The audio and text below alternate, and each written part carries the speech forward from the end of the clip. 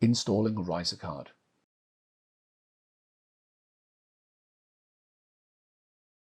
Align the screw holes in the riser card with the corresponding ones in the bracket. Fasten the 2 screws to secure the riser card to the bracket.